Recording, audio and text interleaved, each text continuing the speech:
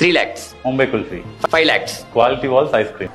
என்னடா இப்படி வியாபாரம் பண்றீங்க மேம்? நான் இப்போ இன்ஸ்டாகிராமில் ஒரு ரீல் பார்த்தேன் மேம். அதில் எப்படின்னா பிஸ்னஸ் ஐடியாஸ் அப்படின்னு போட்டு 50,000 தான் நீங்கள் இந்த பிஸ்னஸ் பண்ணலாம், 1 லட்சம் தான் இந்த பிஸ்னஸ் பண்ணலாம், 10 லட்சம் தான் இந்த பிஸ்னஸ் பண்ணலாம் அப்படிலாம் ரீல் பார்க்குறப்போ எனக்கு இந்த சிங்கம் படம் ஞாபகம் வந்துச்சு மேம். அதை சூர்யா ஒரு டைலாக் சொல்லியிருப்பார், 5,000 இருந்தால் நான் வந்து பொட்டி கடை வைப்பேன், இதே என்கிட்ட 5 லட்ச ரூபாய் இருந்தால் டிபார்ட்மெண்ட் ஸ்டோர் வைப்பேன் அப்படின்னு சொல்லி ஐடியாஸ் அவங்க சொல்லிட்டு போயிறாங்க. உங்கள்கிட்ட காசு இருந்தால் இப்படி ஆரம்பிச்சிடலாம் அப்படின்னு சொல்லி அது ஒரு கரெக்டான விஷயம்.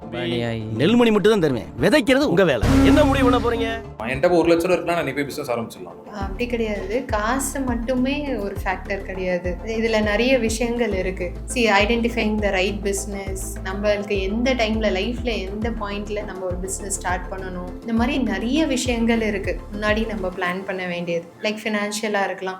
நீங்க வந்துட்டு இப்பதான் வந்துட்டு ஒரு கமிட்மெண்ட்டே இல்லாம இருக்கீங்க, இன்னும் உங்களுக்கு கல்யாணம் ஆகல, இல்ல வந்துட்டு உங்களுக்கு லோனோ இல்ல ஃபேமிலியை பாத்துக்கணுன்ற கமிட்மெண்ட்டோ இல்லை அப்படின்னா நீங்க இமிடியேட்டா ஸ்டார்ட் பண்ணலாம். இல்ல இப்பதான் கல்யாணம் ஆயிருக்கு, குழந்தைங்க படிக்கிறாங்கன்னா அந்த ஸ்டேஜ்ல ஸ்டார்ட் பண்ணக்கூடாது. At least you should wait for another 5-10 years. நிறைய வீடியோல சொல்லுவேன், நீங்க ப்ராப்பரா பிளான் பண்ணிட்டு பிசினஸ் ஸ்டார்ட் பண்ணணும். அதுல கமெண்ட்ஸ் எல்லாம் என்ன வரும்னா, இப்படியே பிளான் பண்ணிட்டே இருந்தா வாழ்க்கை போயிடும், டப்பு டப்புன்னு டிசைட் பண்ணணும், உள்ள குதிச்சிடணும் அப்படிமா.